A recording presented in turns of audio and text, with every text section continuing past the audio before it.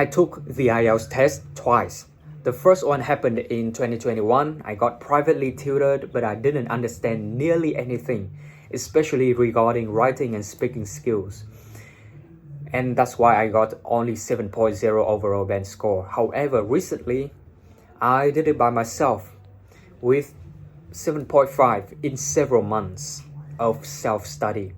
And so if you have been wondering, what I gotta do, what is the order I gotta follow for the result to be as good as possible, in this video I'm gonna talk about the strategies that I used for each skill out of 4 within an IELTS test, whether it is mock or real, so that you can have more insight about how to deal with those mysteries. If you don't know who I am yet, my name is Bách Đỗ, and I'm having an intention of helping everybody who has a desire for an IELTS test, and of course the output to be as high as possible for free, with either private lessons online or content just like this YouTube video. Let's get into it. The first skill is, of course, listening, and I'm following the order of the skills that we will have to take during a real IELTS test day. Okay, the first one is listening. So I will just read all the questions first and highlight the keywords along the way. And I want to put an emphasis on keywords. Why? One of my students, he showed me how he highlighted, and guess what? Most of the words within one particular question, not just one, the same for the other, but for one question, most of the words there got highlighted. So pay attention to that, okay? At least myself, that's what I did. I would just do it in the prep time and the time that will be used for checking, okay? And the reason why I would take advantage of the checking time, if you will, to highlight the keywords of the next part or the next questions, etc., is that regarding the previous part, I just have no idea about that anymore, okay? Because the audio is done. So I would rather just move on to the next one, okay? And as soon as the audio starts, I would come back to the question related to that audio. So for example, the audio of the first section starts, I would come back to the very first question, okay? Do not underestimate. I made this mistake several times and it was stupid as fuck.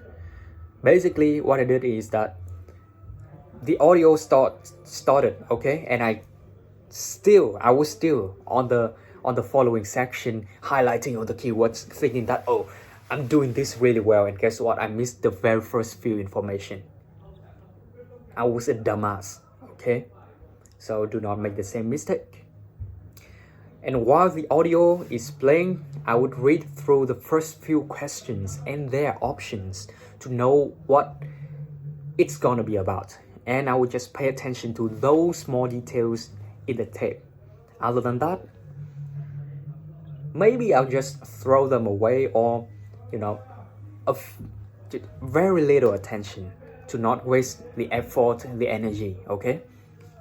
And if I missed the information or I didn't hear it, I would just go on to the following question or the following part, because as I said before, I wouldn't remember it anyway.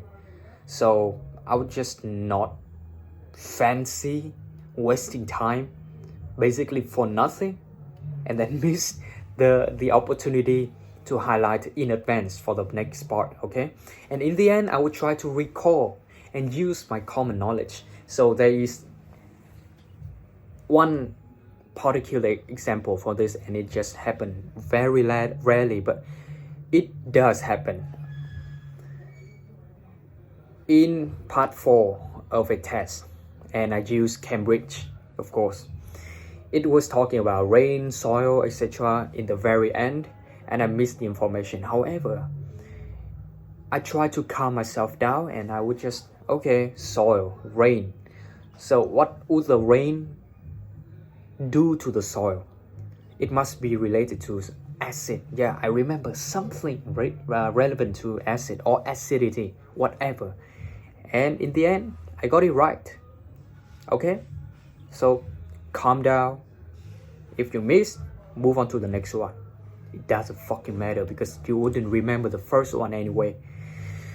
And if I got time, I would just check from the start to the finish, because sometimes we would just make some mistakes related to like numbers or spelling, etc. That will be dumbass mistakes as well. So do not make it. Be prepared and do not underestimate. The key is that word. The next skill is reading. It is nearly the same as listening, because I would just read all the questions first and highlight the keywords. The same thing about this. However, there's one thing that I am not really pleased about, which is that, so recently, several weeks ago to be exact, I got the test. I took the test, and the examiners there, or supervisors, whatever, they told us that if we highlight the words within the reading skill too much, the screen, the computer, that they would just get locked. And I encountered that problem because I am the guy that would be just really careful, especially when it comes to highlighting, because it is the thing that I am so familiar with, I'm so used to, and if I do not do that, I might encounter some trouble. So that locking shit happened to me, and that might be one of the contributors, contributors to me getting only 7.5 in reading skill. Wow, the average score that I will have for this fucking skill during my mock test that I was preparing for myself is at least 8.0, and sometimes it was 9.0. Fuck it. I did have an intention of retaking the reading skill, but yeah, I don't care about it anymore. And then I would just identify which one to do first, which task or kind of question to do first, and then which one for the later.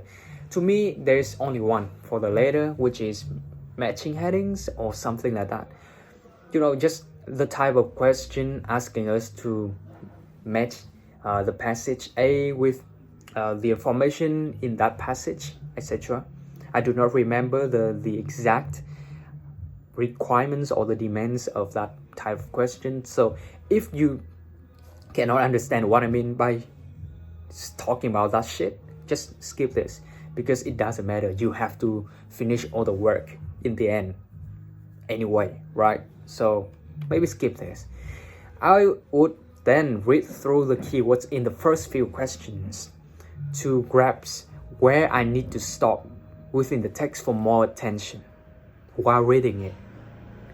And I would scan the first passage, and try to finish the questions related from the start to the beginning. Which one would be related to this first passage, so that I don't have to come back to it later on.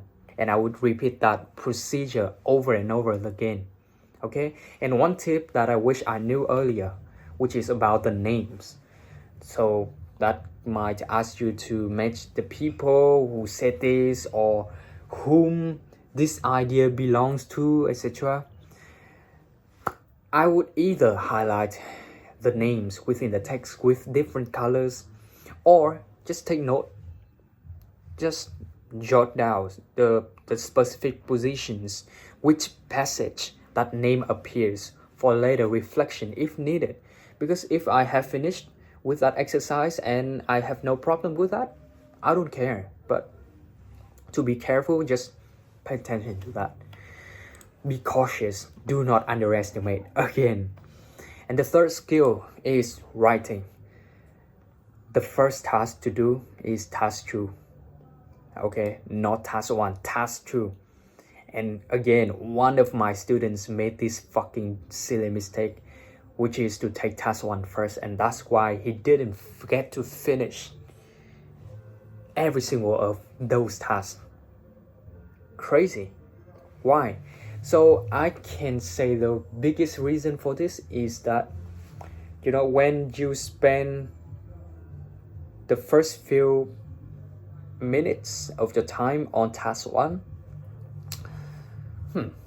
you would be invested into that, while task 2 occupies more score than the first one. So that would do more harm than good for you. And that's why task 2 first and task 1 later, okay? So in terms of task 2, I will read the topic carefully in order to identify the subject, the topic. And then I will select the signs if asked, okay? Normally we will be asked to, be biased on one side or in the middle, etc., right?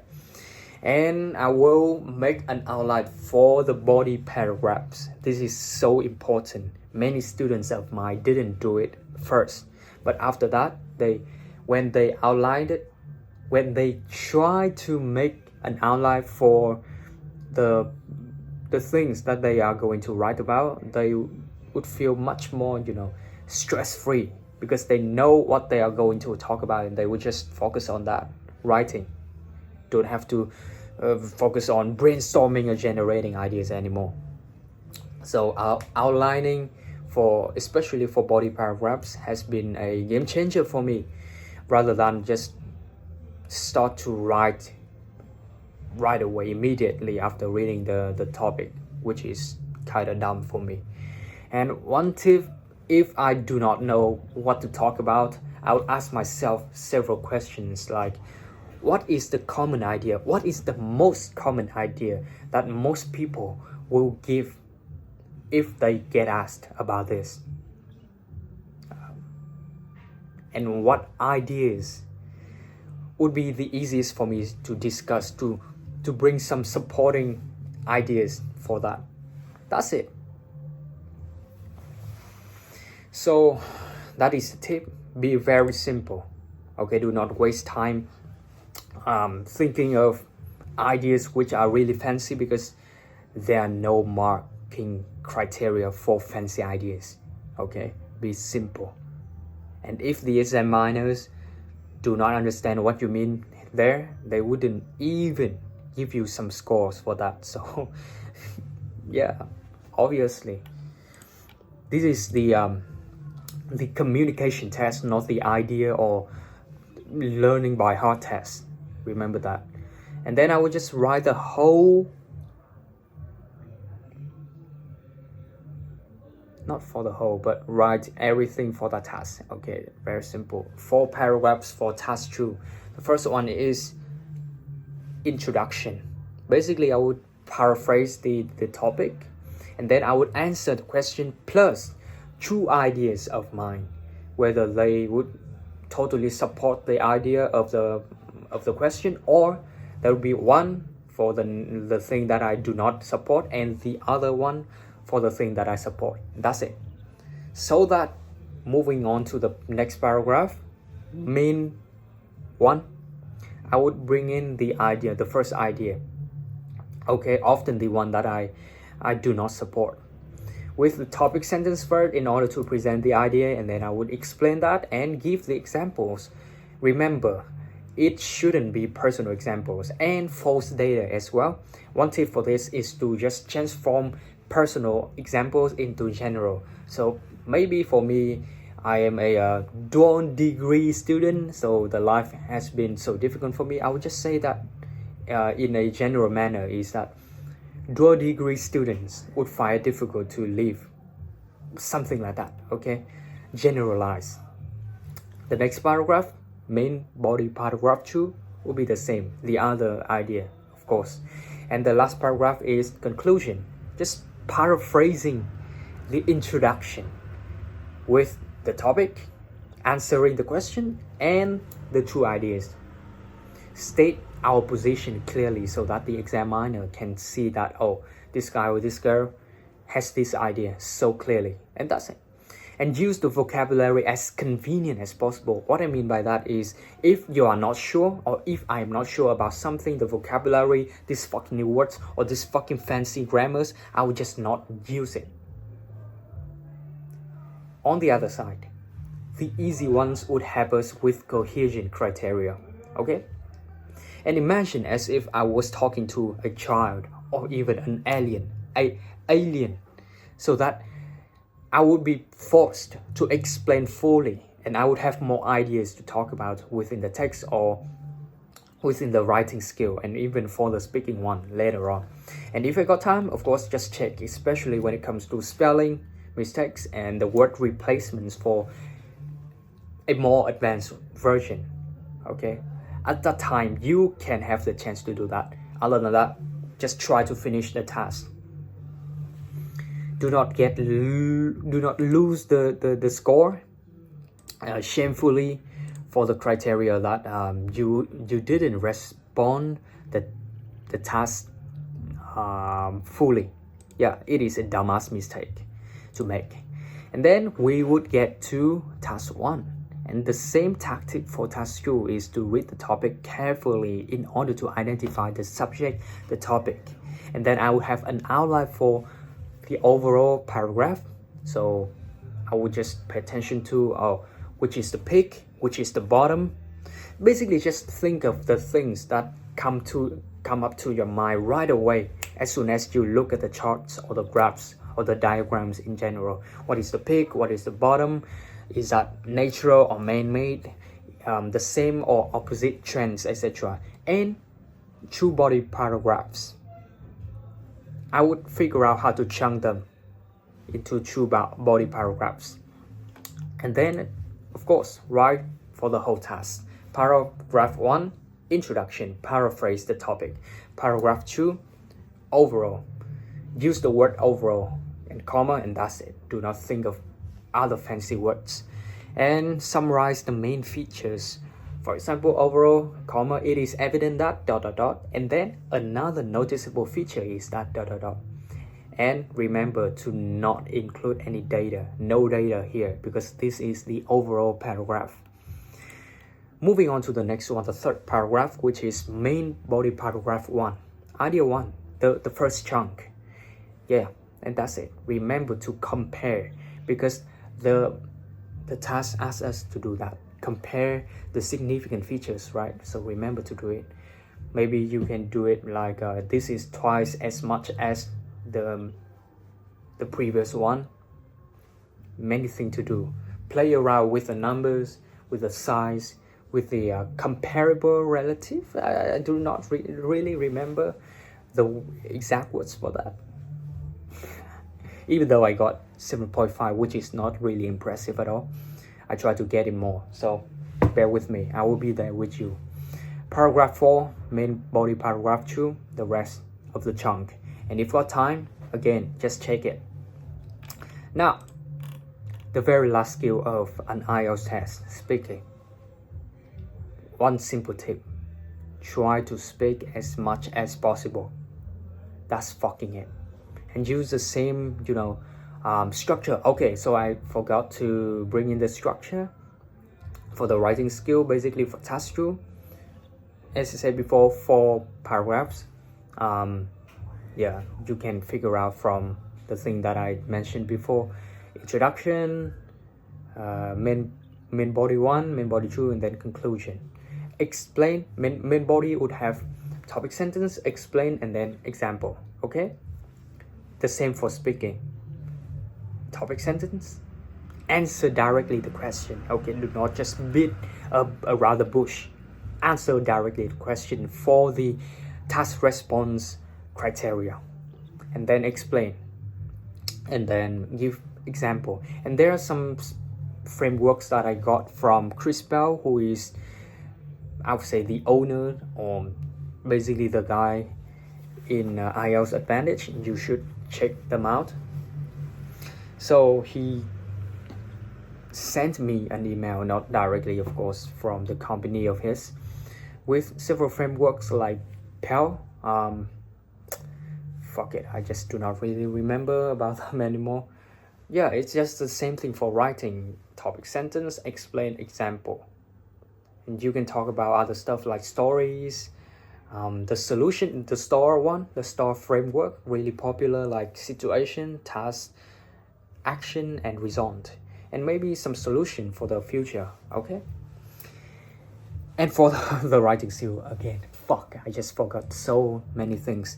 One more thing about writing skill, and then I will just focus on speaking one, is that do not try to bring in other ideas, or else you will have to explain about them. And no memorizing test. Okay, this is not a memorizing test. Do not just remember a lot of fancy words and crazy things to talk about, especially in the introduction. Just paraphrase it. No things like in today's world something has been increasingly popular, some shit like that. We do not care about that. Just directly get into the question. Okay? The same here for speaking skill. And you can lie, or you can make up something, just like I did. Nah, I didn't actually lie, but I think it is about communicating instead, so you can just think. For example, I just accidentally come across one question in part 2 of some test in a Cambridge book. Luckily, I didn't get that during my mock test, of course, self-study. But it was about someone in your country who achieves an award, a prize, etc. And then I was just like, what the fuck? I would just be freeze if I got this kind of question. So for many minutes later, I would just come up with something like, oh, I can lie, I can make up some stories. So I would just talk about Nathan Levy, which is the champion of the USDC Ultimate Self-Defense Championship Season 3. So I just finished that series, and I thought if I got this kind of question, I would talk about him as a Vietnamese. So Nathan Levy is his foreign name. So his name in Vietnamese would be Trần Quốc Bảo, which is the name for Monsieur North, my favorite R&B French artist. Insane, right? So remember, you can lie, okay? Just no pressure about that shit. The main thing here for us is to just finish the fucking question as fast and fully as possible. And if I do not know about any topic and I want some time to think about, I would just not use the filter words like the normal people out there, like